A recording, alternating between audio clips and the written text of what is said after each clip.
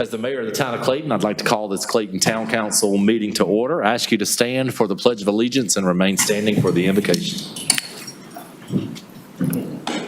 I pledge allegiance to the flag of the United States of America and to the republic for which it stands, one nation, under God, indivisible, with liberty and justice for all. Let us pray.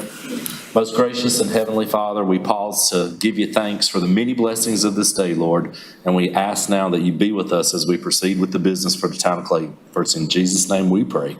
Amen. Amen. Amen.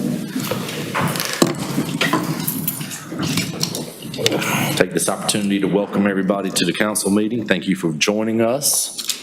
I'll ask if there are any adjustments to the agenda. Yes, Mayor, there are several. First one, I'm going to ask that we remove items 3A and 3C from the consent and place them under new business as items 8E and 8F. Second one is an addition under new business for 7D, or actually old business, 7D, FEMA Assistance and Firefighter Grant. Also adding under old business as 7E, there will be a proclamation presented for Kenny Harrison Day. And finally, under staff reports, the addition of the Kenny Harrison Parade update, as well as a concert update.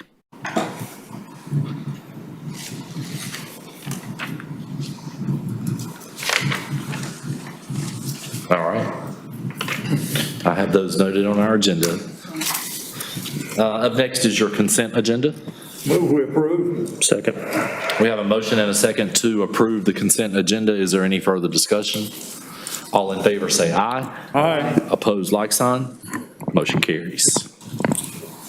All right, up next are introductions and special presentations, and we'll begin with the Clayton Chamber of Commerce annual update.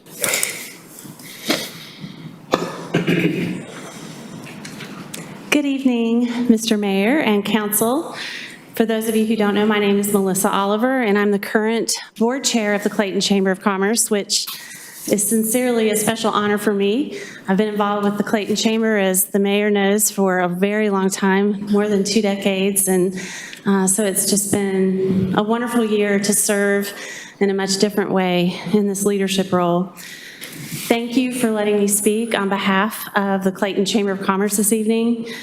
Before I get started with our report, I would like to take a moment to recognize those who serve on the Clayton Chamber Board, its committees, and staff who are in attendance tonight, and I ask them to stand for just a moment.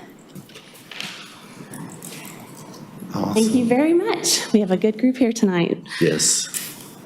So I think all of you know how much we collaborate, and we are so appreciative of that. Our town staff and chamber staff seem to collaborate on a daily basis, and it's amazing, and it's the way I think it's been for many, many years, and I'm just so glad to see that it's continuing. Our most recent collaboration was the 4th of July Square to Square celebration, and the Clayton Chamber of Commerce was proud to sponsor and assist with planning and working the actual event. Additionally, we are focusing on regional and state initiatives. You each have a copy of our 2021 legislative agenda in front of you. It addresses our commitment to maximizing business development and economic growth. So why are we here tonight? We are here to advocate for your continued support and collaboration as we all continue to search for solutions that will allow our businesses in this wonderful town to remain vibrant. The Clayton Chamber of Commerce represents over 400 local companies from small to large, and the Chamber believes it is important that we stay true to our mission and provide relevant and valuable benefits to our investors. You might know our mission. It's to champion business, economic development, and education in Clayton. And the Chamber continues to lead efforts in workforce development. It's been a huge part that we've really focused on. So 2 new programs that you may not know about is about supporting entrepreneurs and building that pipeline and providing existing small businesses with a platform. So we have this new program called STEP. It's Student to Entrepreneur Program, and Launch JOCO. So STEP is an initiative that allows area sophomore and junior high school entrepreneurs the opportunity to participate in a program bridging the gap between traditional, if we have that, traditional classroom learning with practical application and real-world experiences. So what is so awesome about this program is that students will be paired with local business mentors, probably some in this room, who will help them develop a product, a service, or an idea that will ultimately be presented to a panel of judges in a Shark Tank style event. All students will showcase their projects at the 2022 Harvest Festival, where a People's Choice Award winner will be determined. The top 3 projects and People's Choice Award winners will be announced on stage. Stay tuned, we might be asking you to be a judge on that. The next program is Launch JOCO. It's a free collaborative program that will support and develop entrepreneurs and small businesses in Clayton and Johnston County, and the Clayton Chamber of Commerce is the one that is leading this, by providing access to business training, microloans, mentoring, and network. This is a fabulous program that we are emulating from other programs. Rotary really drives this across our state and other states, and so it's just going to be so cool. A partnership with Johnston Community College. We're really excited about this. We have wonderful volunteers and staff that are just blowing this up. It's just going to be amazing, and I'm sure you'll agree, developing local workforce and our pipeline is crucial to the success of our area. So in addition to STEP and Launch JOCO, the Clayton Chamber has had an integral role in developing and implementing JOCO Works, which is an industry-led collaborative supported by education, business, civic, and government partners. This collaboration culminates in a curriculum and hands-on and virtual experience for Johnston County 8th graders. So each of these workforce development programs are an investment in the future of our town, of our economy, and our prosperity. So in order to further economic development, the Clayton Chamber is leading the efforts to provide timely information to the business community about transportation and infrastructure, such as the commuter rail and bus rapid transit, by hosting an informational business meeting for businesses and landowners along the railroad corridor. Also, as many of you know, the Clayton Chamber continues the legacy of Clayton's Harvest Festival. So, and as we're all aware, it brings over 30,000 people to downtown Clayton over a 5-day period. The economic impact this event has on the Clayton area is widespread, but we want to know more. We want data, so we have enlisted NC State University Parks and Rec Department to help measure the impact of that festival. So that study will be happening this year at this year's festival, and we'll certainly be sharing it with you all and our businesses and community upon completion. Another way that the Chamber furthers the economic development of downtown Clayton is through our Sip and Shop. We got to have some fun. This event brings the public to our fabulous downtown to increase awareness of and showcase our local shops. To help with promoting the 8 districts of Clayton, the Clayton Chamber offers the award-winning Clayton 101 bus tour. Any of you been on that? Ruth is giving that tour next, so you might want to sign up for that. Clayton Chamber's bus tour travels the 8 districts of Clayton, showcasing businesses, area history, and local amenities to newcomers and current residents. It's been really popular. As part of our commitment to provide information on pertinent topics, the Chamber's State of Series gives businesses and residents an opportunity to learn about legislative and government affairs, workforce development, economic development, and education initiatives in the Clayton area. You know, I mentioned that I have been involved with this chamber for a long time, and it's just really awesome to see where we've come. And just, I know this is a lot to be saying to you all, and there's so much more, but it's just pretty incredible. I think where we are seating at the table, it's just never been this way. It's unprecedented, and I'm grateful for our staff. But, on another front, outside of what I've been speaking of, obviously the Chamber believes it's important to provide voters with the information they need to have in order to vote for the candidate who supports their needs. And you all are familiar with this, so Platforms at the Podium has been providing that information since 2018, and the Chamber will host this year's Platforms at the Podium on October 12th at 6 p.m. at Clayton High School. And as always, this event is open to the public. So next, I just would like to thank you for your help last year in supporting the Clayton Chamber of Commerce's Small Business Grant Fund. Together, we were able to establish a new partnership and award grants totaling $27,000 to 15 small businesses during a time when many were suffering a loss of revenue resulting from COVID-19. Without the town and other donors, this would not have been possible, and we sincerely thank you for this and for all of your continued support. I'd like to clap for that. Can we? Yeah, I think so too.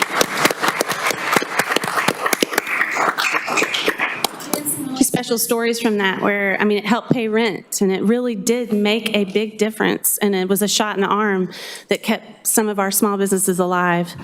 So, as we look to the future, with your support and partnership, we are creating a strong and lively business community, which will translate into a heightened quality of life for all. So, again, thank you, Mr. Mayor and Council, for allowing the Clayton Chamber of Commerce to speak tonight. Awesome. Thank you.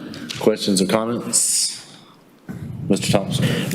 Just a few comments. First of all, you're thanking us for our support, but I think the reason we support you is because we have your support. And, during last year when you came with a request for some assistance, that was just a no-brainer for us. And a thriving Chamber of Commerce represents a thriving town. And I've heard that all over everywhere. If your Chamber of Commerce is thriving, it's because the town's thriving, and vice versa. It's a hand-in-hand situation. I think one of the reasons that the Chamber is thriving is because of leadership. I feel as comfortable as I ever have with our Chamber leadership, from the hired leadership and the board leadership. I think together it's the right fit for us. And for me, it just feels like you guys are the right fit for Clayton right now. And I think everybody sees that. You found your groove, you got in it, you know the needs of the town. And so when you come to us with letting us know about these needs, you're right on the money every time. So just wanted to thank you. And I think your thriving is because of your people, and you've got the right fit. I had a citizen come up to me last week, flag me down, somebody that I've known in years past, haven't really communicated with in a while, and he's like, hey, I've got this thing going, and how in the world would I communicate with the business community in Clayton to try to get some support? What would be a way to do that? I said, the Chamber. I didn't have to hesitate. I said, it's the Chamber. That's the way. That's the way that you can communicate with the broadest audience in our community, in the business community in Clayton. And I didn't have to think about that one. I think it's because of the great things that you're doing that I didn't have to think twice about that. I knew right where to send it. Thank you. Mm-hmm. Anyone else? Mr. Grant? I think Jason really said it, but the one thing that's really neat for me to see is the relationship that has been forged over the years. I think we can probably look quite a number of years back where that relationship was somewhat strained. And we don't see that today, and we haven't seen it for many years. And it's primarily, I think, because of what Jason said. It's and I can add to that by saying it's also, I think, the willingness to work together and to do what it takes to be successful. And if we have differences of opinion, we're willing to sit down and discuss it and arrive at some sort of a common denominator so we can move forward. And that, to me, is very exciting. And the other thing I wanted to mention is I'm involved with an organization that's also involved with Launch JOCO, and I'm really excited about this. I think for folks to have this opportunity is really, really going to be neat. and I'm looking forward to helping out in any way I can. So, but thank you to not only you, but to your board and to all of the members who are employed at the chamber, and also all the chamber members, because you guys are doing a great job. You hear that? Good job, yes. And I think y'all agree, the staff is second to none, so thank you.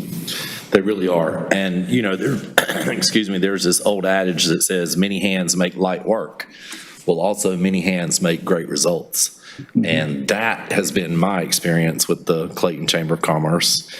And I will tell you that the Clayton Chamber of Commerce is a wonderful resource for the mayor specifically because people are constantly email or calling and wanting to know about information for Clayton. And I'm like, call the Clayton Chamber of Commerce.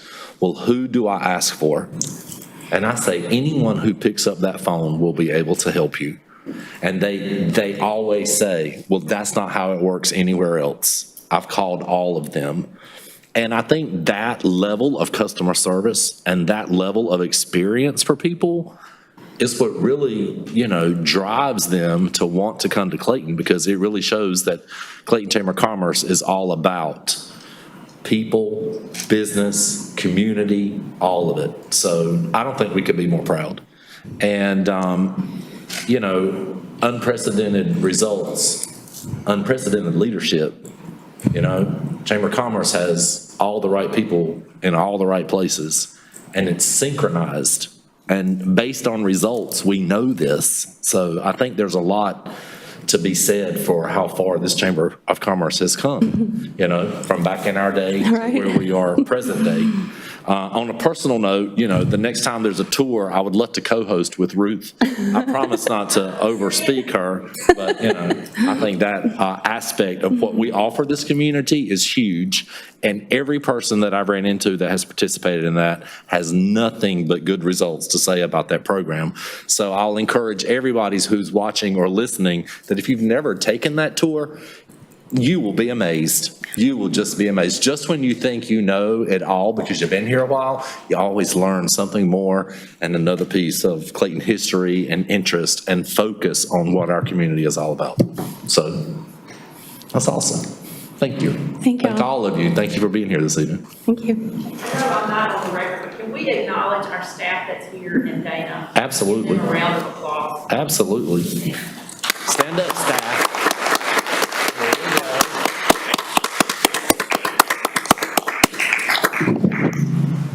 Thank you all.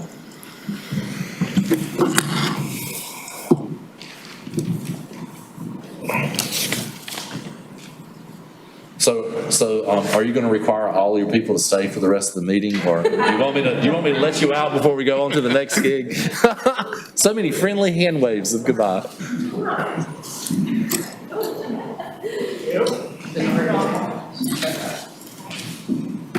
That was a great update. Okay, up next on the agenda is our public hearing. It's the 2021-54 RZ Landmark Industrial Light Building.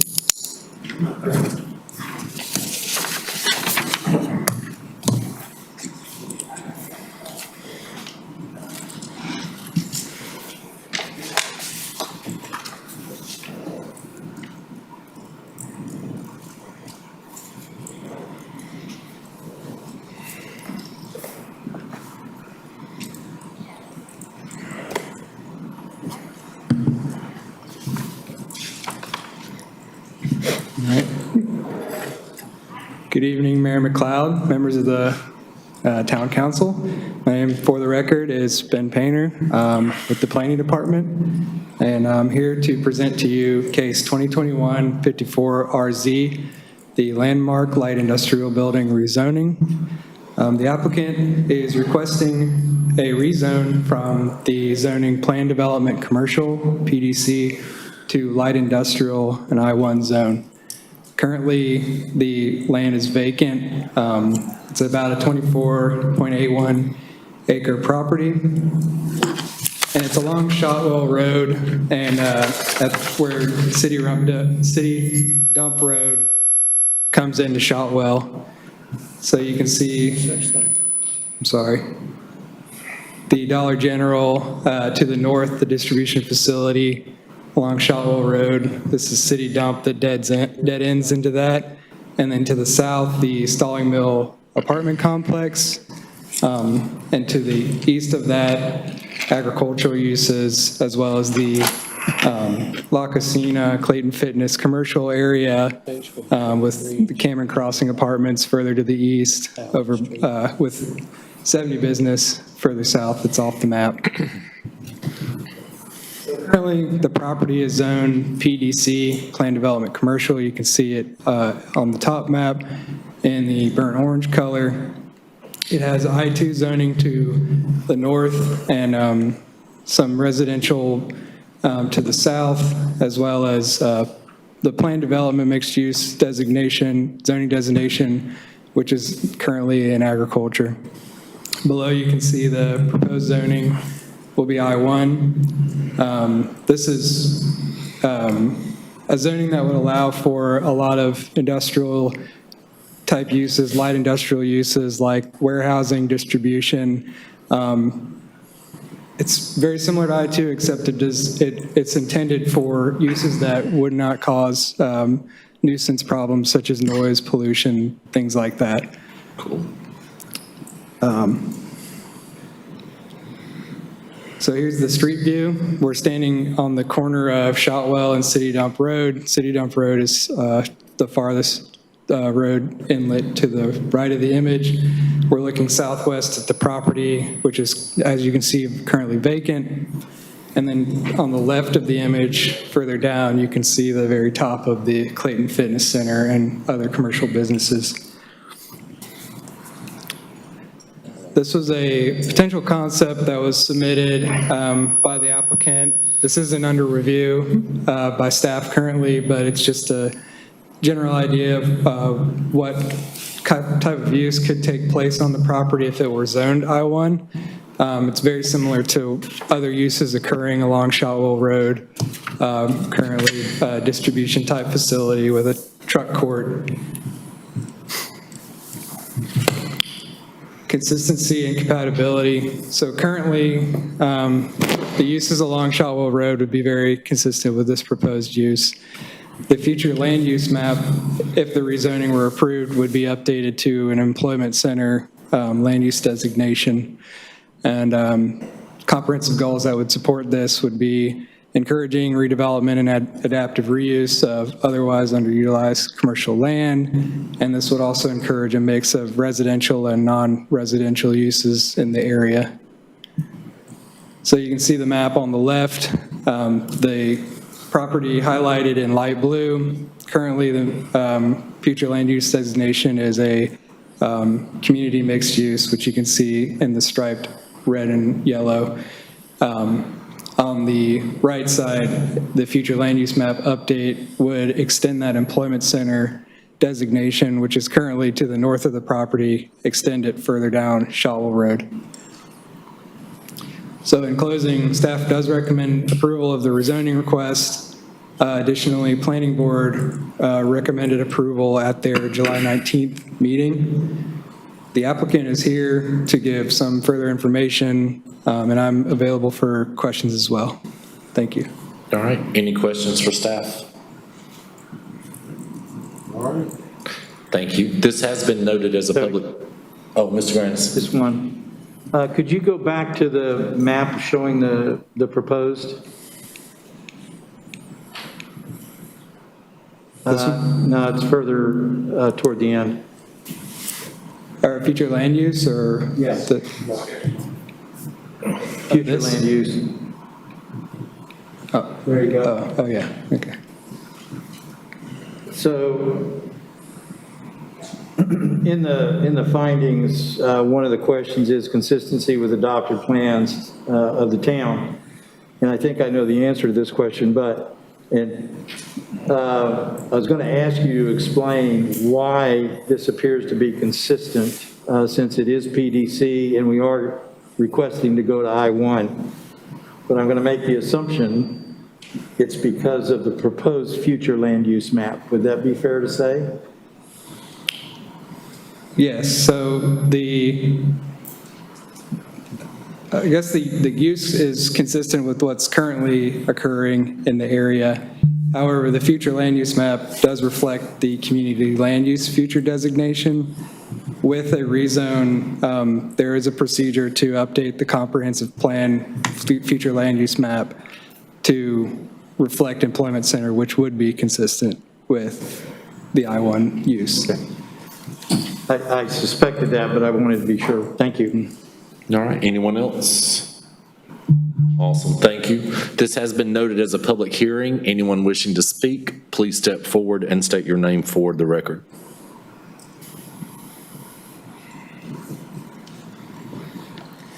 Hi, my name is Dave Williams. Good evening, Mayor and Council.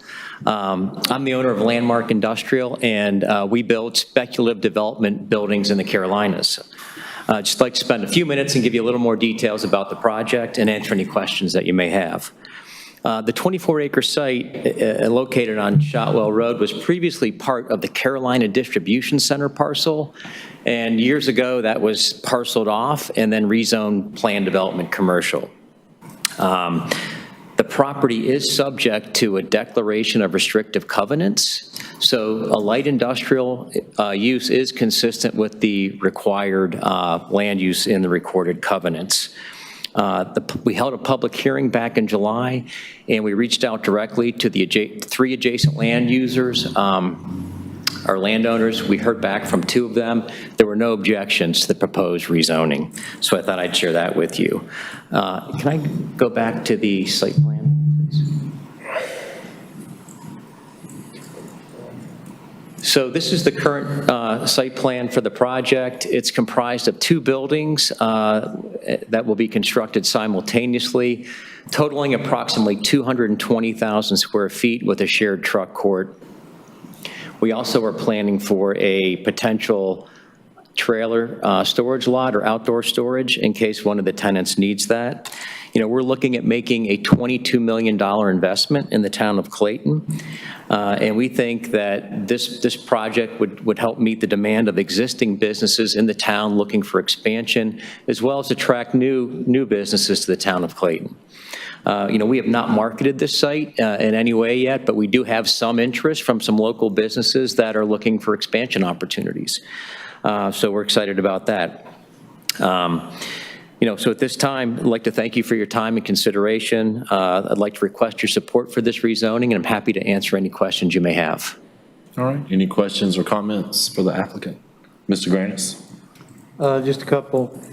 Can you tell us how many anticipated number of employees that might be at this development? So that's a good question, and you know it's going to depend on the end user. If it's more of a warehouse distribution user, it's typically in the range. You know, we have a 120,000 square foot building and a 100,000 square foot building approximately. I would say approximately 200 employees for that size project, and that can vary significantly. If we get more of a life science user, they'll have a lot more employees. The reason I ask that is under number 4 of the approval criteria, number 4 states the capacity of adequate public facilities and services, including schools, roads, recreation facilities, wastewater treatment, potable water supply, and stormwater drainage facilities is available for the proposed use. And part of your response was, it is unlikely that the development will generate the number of AM and PM peak trips to warrant any traffic improvements other than a turn lane into the development, which typically is required by NCDOT for projects of this size. And I'm just curious as to why you say that. Well, that's based on the information we received from our traffic engineer. We will do a traffic impact analysis, and the engineer will determine what's required based on the proposed traffic. Okay, that's good. The next one is, it's been determined that the legal purposes for which zoning exists are not violated. You said yes, to the best of my knowledge, and I'm assuming someone has confirmed that answer for you? Well, through our conversations, the use of an employment center would be consistent with the intended use of the property. And the last question would be, it's been determined that there will be no adverse effect upon adjoining property owners unless such effect can be justified by the overwhelming public good or welfare, and you said confirmed. I'm going to assume the reason you said confirmed is because of the two other property owners that you have spoken to, and they had no issues? Correct. We have not received any written or calls or anything of opposition to the rezoning. Okay.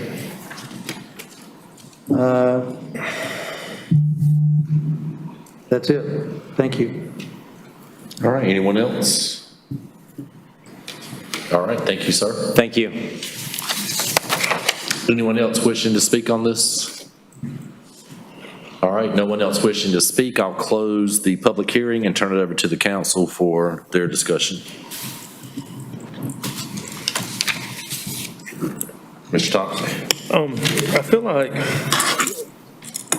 rezoning is really not a big issue here. I think it appears consistent with the uses of the property. And I think a lot of what's been talked about tonight is talking about the use of the property, and that will have to come back through the proper channels when they figure out what that use is proposed to be. So I don't want people to think we're voting on a project tonight. We're just voting on rezoning, and with that, I make a motion to approve the rezoning. Okay. I'll second that. We have a motion and a second to approve the rezoning request. Is there any further discussion? All in favor of the motion say aye. Aye. Opposed, like sign. Motion carries. Thank you. Before we move on to one more thing, can I just say I didn't realize we had a street in Clayton called City Dump Road. I did not know that. So like, I don't know where they got that from. Same, and when I thought it was a typo. He just showed it to me on the map. I still question it. Yeah, I do too. so I would love for us to find another name to be able to call that. I don't think that is good. No. So, just while we're on that mode. All right. Thank you. Next up is old business, facility condition assessment. Good evening, Mayor, council members. I'm excited to bring this report to you. Back in the very early spring, we talked with you about the separation of Public Works into a separate property maintenance department. And one of the first orders of business was to work with a group that we selected, Jacobs Engineering Group, to do a full comprehensive assessment of all of our town properties. So I'd like to go through that with you just a bit this evening. You have a copy of hard copy of each of the buildings and their assessment. And what I'm going to spend the majority of my time this evening doing is kind of telling you how to go about reading the report and some of the highlights of the reports. A little bit of background. Jacobs Engineering was selected, and what is in a comprehensive study? Architectural looks, mechanical, electrical, plumbing, some preliminary ADA. Now, you know we are also going through a comprehensive ADA transition planning process as well, but this is a support document to that one as well.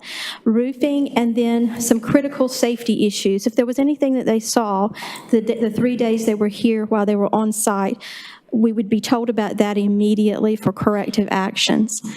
We did not have any of those such reports. A team of professionals were here from Jacobs Engineering. They came and inspected each of our properties, and the team conducted some initial interviews with administrative staff, property maintenance staff, and provided access and support during the time they were here. So we had our personnel walking with them, making sure they had access all along the way. A final report is again shared with you this evening. It's also been shared with town staff, and we'll talk in just a bit about the future uses of this document. So what is in the documents that you are going to be seeing? The condition assessment itself evaluates the overall condition of our buildings, and using their model based upon two components that are combined to total the cost for facility needs. They look at current deficiencies, and what you'll see when you see the report is they're ranked in priority 1 through priority 5. If you have a priority 1, that is a mission critical piece that we need to have attention to and money put towards that as soon as possible. Again, during our debriefing and while they were on site, if there was anything that had to be corrected immediately, we would have been told this. And then it ranges all the way up to level 5, which are really aesthetic or cosmetic types of additions. A life cycle forecast. In there you will see from years 1 through 5, all the way from 6 to 10, helping us to put some dollar amounts on the types of things that we need to be prioritizing, and to help us know where they assessed all of our major systems to see what is the end of the serviceable life. A very good index that I think is probably sums up a lot of things in these reports, because they are very lengthy, is the Facility Condition Index. And this is an industry standard that's used since 1991, and it's derived by dividing the repair cost by the total replacement cost of a building. If you see a higher index, then that is the building with the most need. And I think what you'll find is it goes very in line with how we assess our buildings too. There was a lot about this report that helped affirm some of the decisions that had been made, and wasn't necessarily new information to us. What is extremely good is that this gives us absolute priorities, and it gives us money amounts with it, helps us identify what's operational cost, where we need to put our budgeting for just year-to-year operations, and also what should be our capital funding forecasting. And then again, you have the detailed report. So in each one of the building reports that you have with you, this same graph is at the top of each one of the reports. And I wanted to bring your attention to this one, because the very first thing that I would do is go all the way over to where it says 5-year FCI. And this, again, remember, the highest percentage is where the biggest priorities are. And you will see that when they say Clayton Center, they're really meaning this entire town hall facility. And you will see that our police department ranges in the best shape, and you'll see the bar across the bottom, that 5 to 10% is in good shape. And you'll see we have good shape for Fire Station 1, 2, and the police department, and you'll then see that one of our buildings is right at the below average indicator, which this is our oldest building. I will say that when you see that large $1 million figure there, that is a expenditure that we actually have prepared and begun budgeting for, which is the replacement of the roof on this building. So that doesn't bother me as much when that's not new information for me, as I guess what I'm trying to tell you. Does it bother me? Yeah. But it is not something that says, oh, I didn't know this. One of the things I can let you know is, coming here new, when we have looked at these reports, staff is quite aware of these pieces. The one thing it does do is it compiles everything in a manageable one look that we continue to be able to use over and over again to guide our work. And that would have taken countless hours away from our staff who are on the job trying to manage and maintain these properties all through the time that they are here each day. And the next steps: prioritize corrections of our identified deficiencies. You will see that there are a couple of things that I have as some patterns that we need to address. Nothing is a priority 1 right now, except one piece that I want to have looked at the community center, which is some concrete cracking in some floors, which Scott and I have discussed this evening. The other pieces are quite a few Americans with Disabilities Act pieces. We do have money set aside for that, with incorrect slopings, things of that nature. And many of these things are things related to the Clayton Center stage in the back. painting, carpeting needs take up, and flooring take up a whole lot of the money that we have at this point. But the good news is, it will tell us with our HVAC units, with all of our major systems, when they project the end of the serviceable life to be, and we need to be making plans in our capital dollars for that not to be a surprise when budget seasons come. This document will also help us to create our new FY23 budget coming up, to be able to consistently report to Robert and the finance team where we need to go financially. And it also takes the guesswork out of it becoming a wish list from building to a substantial data-driven document that helps us spend our dollars where the need is. So, we can look at everything in a fair and objective and consistent way.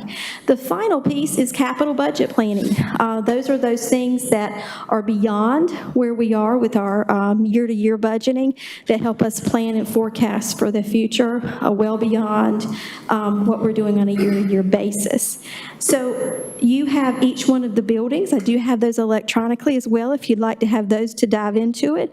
This will be a document that we refer to. I will be sharing this more in-depthly with each of the directors in those buildings, but property maintenance staff has begun to look at this as well, and we will continue to be using this document to report to you how we assign allocated dollars in the future. So this has been a great report for us, and I'll entertain any questions. Mr. Well. Couple of questions. You know I was coming at you on this one. I've done this dance before with the assessments of buildings. And where's the sheet? Should be one Excel spreadsheet with all the lists of your mechanical stuff with a 20-year forecast of how long it's going to live, what's the forecast dollars of replacement at the time that it's expected. Right. As far as your cosmetic stuff, it's going to be hard for you to do that. I don't even do cosmetic stuff. You don't know how long this carpet's going to last. Depends on your traffic. And if you're going to spend a lot of money on that, I would back away from your cosmetics and go after your mechanical, because your chillers and stuff like that's your big ticket items. Right. So I was wondering if they did a spreadsheet with They did. That is not something I shared with you, but I can, where they took all of the things that they inputted and they turned that into an Excel spreadsheet, and then we're able to sort and filter it by their priority system. So what the report may have here, they may talk about, and you'll see a lot about immediate needs here, and those are some things that are kind of some easy wins, but then where you really have to look at that spreadsheet is how many years they project that HVAC unit to last, those types of things, and where you need to assign dollars to it. Of course, the further out that you are looking at it, you can't get the cost as clean as you would like it to be. The numbers that you see for the immediate needs are 2021 projected dollars, but we would, as we get closer to the end of the serviceable life, we're going to have to get new and updated information about the cost. So yes, they did provide that for us so that we can manipulate that data in many different ways by building. And this is a great tool. It's really, Robert, I know Robert's biting on that over there, just for forecasting a budget for every following year. Right. Because if a chiller goes out, you've got $100,000 easy on your It back. really shouldn't be a surprise. I mean, there's always surprises in the HVAC world, but things completely just dying 100%.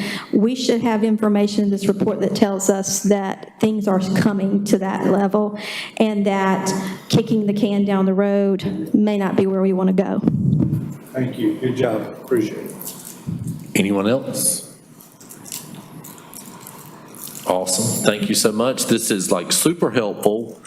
It's great documentation. It's a wonderful plan to move us forward with our facilities. It really, for me, I think it's the first time, it's not the first time we've ever done anything like this, but it's the first time that we've had a plan this well thought out. That's that comprehensive. Exactly. So we appreciate that. Good work.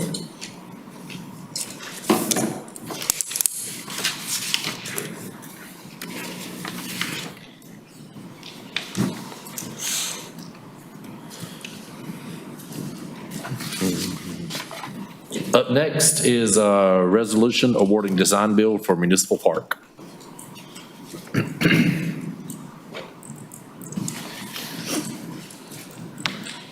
Good evening, council, Mr. Mayor, and Mr. Barbie. I hope you all are doing well tonight. I know y'all were probably expecting Joshua Baird to present this tonight, but my name is Sean Mazzell, and I'm the procurement manager, and I was asked to step in for him tonight. And I'm here to give you some background on the design build agreement for the improvements at Municipal Park, and also to ask council to take action to adopt Resolution 2021-35 to award the bid for the design build, and also adopt the budget ordinance 2021-08-03 to put funding in place. So a little background on this. On June 23rd, 2021, town staff issued an RFQ under North Carolina General Statutes 143-128.1A to solicit a design build team to complete the improvements at Municipal Park. On July 15, 2021, we were very excited to receive a total of 8 proposals. After careful evaluation, the selection team, comprised of representatives from engineering, procurement, parks and recreation, and administration, we all got together and evaluated the proposals, made a short list, and interviewed a total of 4 teams consisting of T.A. Loving, Balfour Beatty, Barnhill, and Berry. After further evaluation after the interviews, the selection team selected a design build team comprised of Balfour Beatty, McAdams, and Ratio Architects as the top candidates. Staff worked with the selected design build team, procurement manager, and legal to negotiate a contract that is acceptable to both parties. The contract was based on the standard DBIA agreement, 530-535, and the contract exhibits. All of this information should have been included in your package. Upon completion of the initial design and permitting phase by the selected team, a supplemental agreement will be generated to give the guaranteed maximum price, which will be part of phase 2. The total phase 1 pre-construction service cost is $385,434. A budget amendment included in your package is required to appropriate fund balance to temporarily fund pre-construction services related to the design build contract for Municipal Park. These costs will be reimbursed with proceeds from the upcoming GO bond sale. This amendment is required for compliance with GS 159-15. Besides the resolution and the ordinance, staff is requesting council's approval for the town manager or designee to execute the initial design build contract and any amendments up into the GMP milestone. Are there any questions at this time? Questions or comments? Mr. Thompson. I just want to say that I appreciate the level of detail of your presentation. Thank you. As elected officials, we get a lot of questions from citizens wanting to know, why did you choose these people to do this project? How did this come about? Why is our money going to this? You know, who chose these people? Are you always, and I think this transparency in the process is important. And I just want to tell you before we vote on this, I really appreciate that. You're welcome. The selection team, we did all go over the proposals, and we had an evaluation score sheet and selected, the 4 that we were going to bring back in to interview and have discussion with. And after watching those interviews and discussions, we again met and selected the final contractor, Balfour Beatty, to do it for us. Thank you. So it was a good process, and it was very transparent. We were very transparent with it. Anyone else? All right, thank you, sir. I'll turn it over to the council for their discussion. Mr. Mayor, Mr. Grandis? this has been a long time coming, and I'm glad it's finally here. I'd like to make a motion that we adopt Resolution 2021-35. Second. We have a motion and a second to adopt the resolution 2021-35. Is there any other discussion? All in favor say aye. Aye. Opposed, like sign. Motion carries. Mr. Mayor, Mr. Grandis? I'd like to make a motion that we adopt ordinance number 2021-08-03. Second. We have a motion and a second for adopting the ordinance 2021-0803. Is there any further discussion on that? All in favor say aye. Aye. Opposed, like sign. And motion carries. Thank you. Okay, next on the agenda is the SRF application, readoption of the capital improvement plan. Good evening, Mayor, members of council. Tonight we're asking council to authorize staff to make an SRS application for additional funding. This would be the town's fourth application. As council knows, we've secured $110 million in SRF funding. The DEQ staff has been willing to consider us for additional funding for this project, which is what this application will achieve, hopefully. The application process with DEQ requires adoption of the 10-year CIP. As council knows, the CIP was actually, for the water sewer fund, was adopted as part of the 2022 budget process, so this is more of a formality to readopt.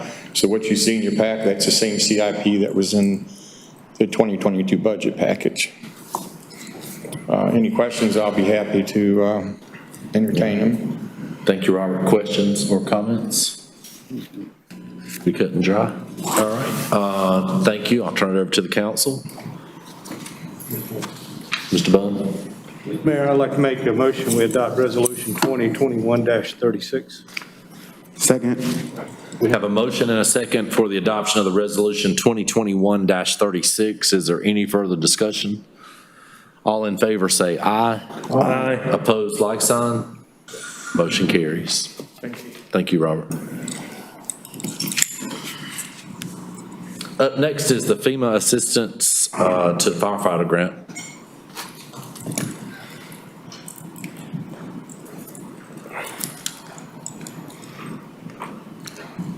Good evening, Mayor and Council. I was here a few months back to request your approval to apply for the FEMA Assistance to Firefighters Grant for sprinkler installations into stations 1 and 2, now that we are a full-time department. I'm here tonight to request your approval to accept the award. We received an award packet on Friday, and so we've been selected for the sprinkler installation.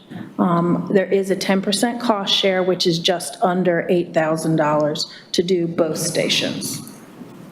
So what was the total award? Just about $79,000 and some change. That's fantastic. Wow, that's awesome. Yep, we have 30 days in which to respond. Okay, we're gonna make it quick. Any questions or comments? Because this has got $79,000 written all over, free money. All right. No. Being none, I'll turn it over to the council for their discussion. Mr. Thompson. Mr. Mayor, I move that we approve the AFG grant. Second. We have a motion and a second for approving of the FEMA assistance grant acceptance. Is there any further discussion? All in favor say aye. Aye. Opposed, like sign. Motion carries. Thank you, Liz. Up next is a proclamation declaring August 24th, 2021 as Kenny Harrison Day. Yes. Before you, at your pack in front of your desk, you should have a proclamation that is a draft that will name August 24th as Kenny Harrison Day. There will be some minor tweaks to that, but in general, that is what it would look like, and I'm looking for adoption of that proclamation, which will be presented to Kenny at the ceremony on August 24th. Questions or comments? If not, I'll entertain a motion. So moved. Second. I have a motion and a second for the adoption of the proclamation as presented. Is there any further discussion? All in favor say aye. Aye. Opposed, like sign. Motion carries. Up next with new business, special events support policy update and Clayton Farmers Community Market and Horne Square policy.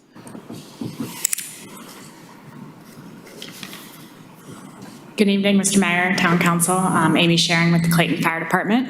I'm here today first to seek approval of the updates to the special event policy we've made recently. They should be in your packet. These changes should simplify the policy for those seeking to have events in downtown and allows for better understanding.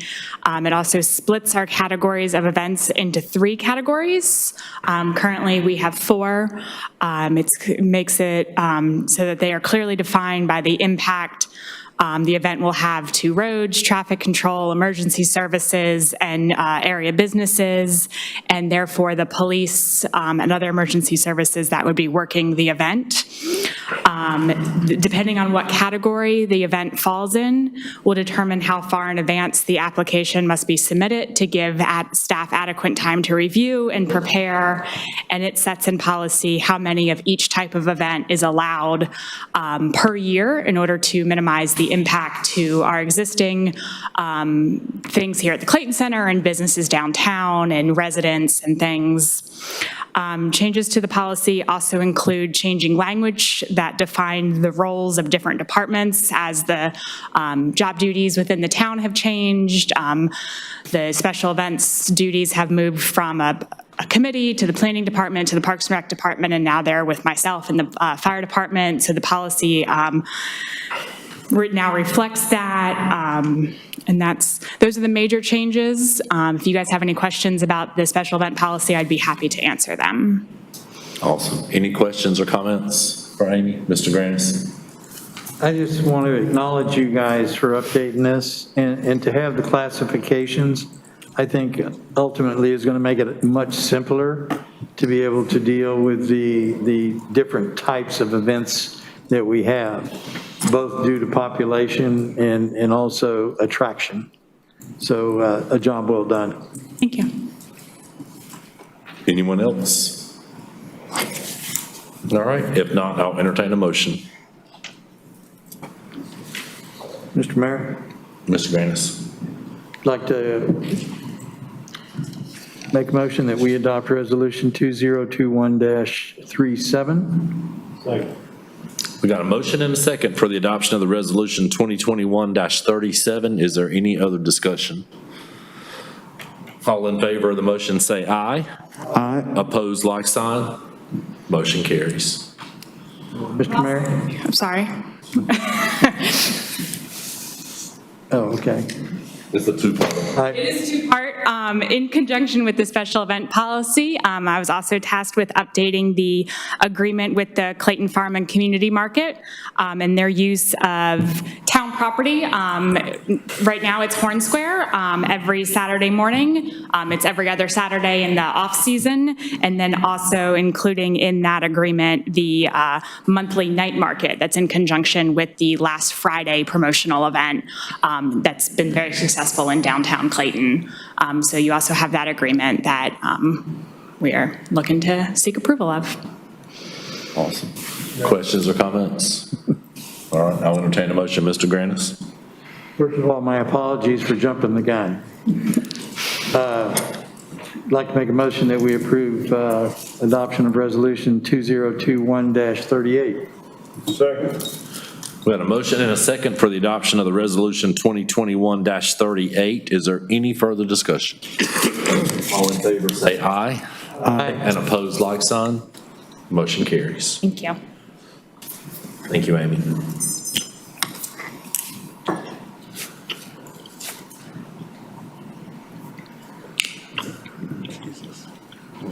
What if I decide to call the chief next, and now you walking up here like you guaranteed to be next on the spot? He can present it. He would like. I'll announce the next item on the agenda, and then I'll give you the floor. How about that? Just sit right. All right. Up next on the agenda is the Archer Lodge Fire Department Service Agreement. I know Fourth Amendment. on a time schedule, so I was just trying to. Most of y'all should be familiar with this. We've been doing this since 2000. So tonight we're asking for council to give mayor and staff to be able to execute this agreement. It's pretty much the same. The only thing we were able to take back more of that district with the two Peyton Drive and Club connector. So we have more areas that's within our 5-mile district. If you look at the map, there's a couple areas on the northwest side that we still can't get to it in a timely manner within the 5 miles. So, but that's pretty much the biggest change, is that we were able to take back more with the road improvements and the cut throughs now. Awesome. So, and we appreciate y'all helping push those roads through and be able to get us there quicker in a more timely manner. Awesome. Thank you. All right. Questions or comments? All right. If not, I'll entertain a motion. Mr. Thompson. Mr. Mayor, I move we approve the authorized execution of the agreement with Archer Lodge Fire Department. Second. All right, we got a motion and a second to authorize execution of the agreement with the Archer Lodge Fire Department. Is there any other discussion? All in favor say aye. Aye. Opposed, like sign. Motion carries. Thank you. Thank you, Matt. Up next, Code of Ordinance Amendment, Chapter 91, Animals.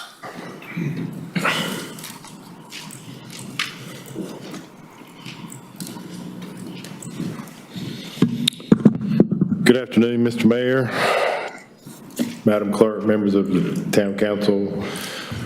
Greg Tart, Chief of Police here in Clayton. I'm here tonight to request a proposed change to the current town ordinance on animals. This came about from an incident we had a couple months ago where a neighbor's dog escaped from an enclosed area and bit a 9-year-old child that required hospitalization.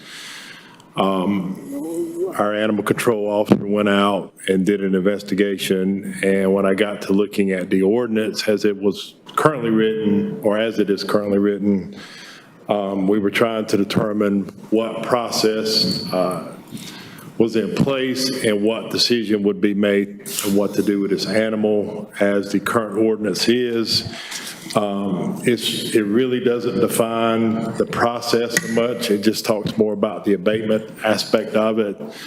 So when I looked at the county ordinance, which pretty much lays out step by step that a person must take to, if they are in possession of a animal that is deemed as vicious. And then I looked at the North Carolina General Statute, which defines what a dangerous dog and a potentially dangerous dog is, which is a little all in one, if you ask me. However, I took this and rewrote it to combine the North Carolina General Statute, mirror the county's ordinance into an amendment of our current ordinance. I sent it to Mr. Colley for him to make sense of all of it, and we have prepared an amendment that I think you have before you, and I'm asking for approval to adopt it as a new amended ordinance for the town. All right, thank you, Chief. Any questions or comments for the Chief?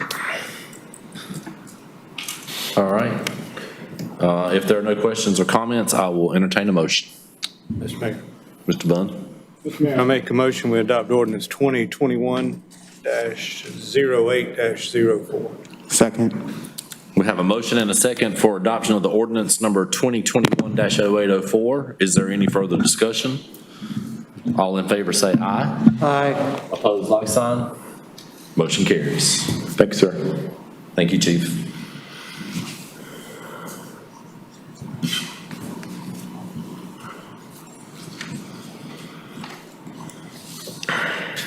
Up next on the agenda is the real property purchase, 324 East Horne Street.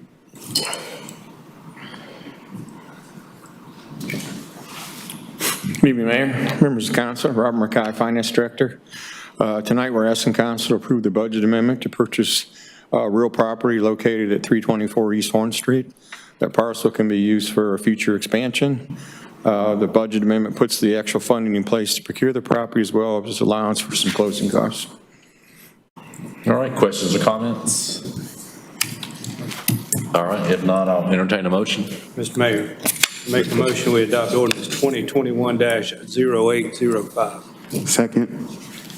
We have a motion and a second for the adoption of ordinance 2021-0805. Is there any further discussion? All in favor say aye. Aye. Opposed, like sign, and the motion carries. Thank you. Yes, sir. Up next is the certification of sufficiency 2021-72-ANX. Mr. Thompson. Mr. Mayor, I'd like to request to be recused from voting on items 8E and 8F due to conflict of interest. I'm on the board of directors for the institution. All right. And since this doesn't happen a lot for us, do we just need to announce that, or do we need to take a vote to excuse him, or how does that work? I believe it just needs to be announced, if you'll just confirm. All right, good. Just making sure we're good for the record. All right, thank you, Mr. Thompson.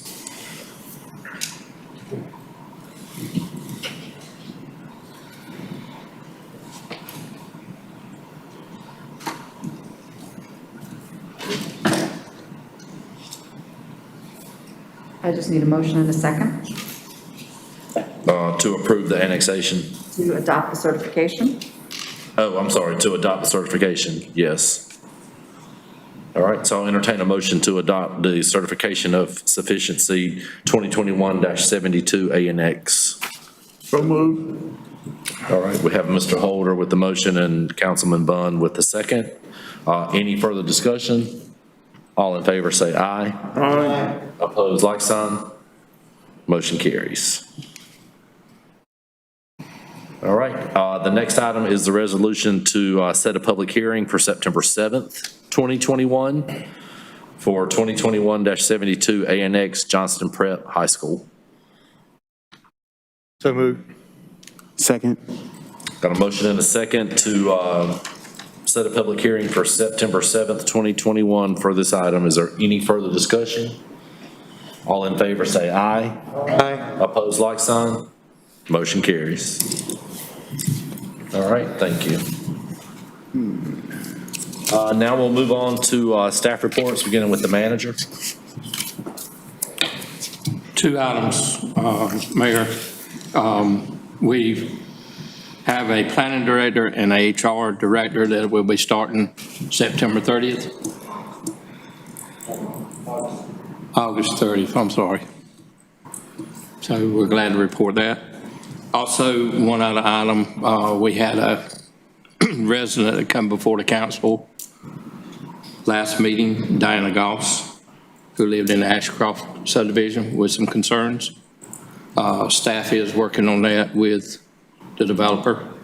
There's some plans that have been submitted to work on that change.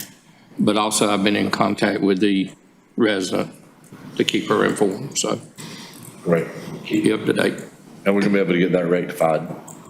Sir? We're gonna be able to get that rectified. Yes, sir. All right, awesome. That's good news. Thank you, sir. Anything else? No, sir. Okay, thank you, Chief. Thank you, interim manager. Thank you for tonight, manager. Like, you got all the hats and all of it. I knew I was gonna get that grin out of him before this meeting was over with. That was my goal since I woke up this morning. All right, town attorney? No report, Mayor. Sir, town clerk? Reports, thank you. All right, thank you, clerk. Up next is the Kenny Harris Parade update.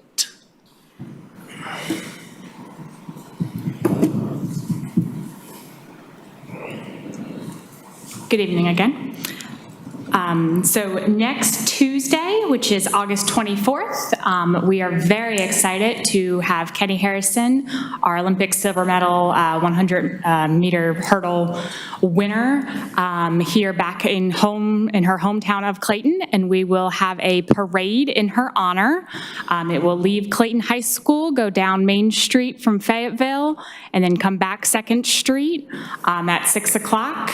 The high school band, cheerleaders, track and cross country team, ROTC will all be a part of the parade to celebrate her and her victory and welcome her back to Clayton. At the conclusion of the parade, we will have a presentation at Clayton High School where the mayor will have some presentations for her, and we will again congratulate her.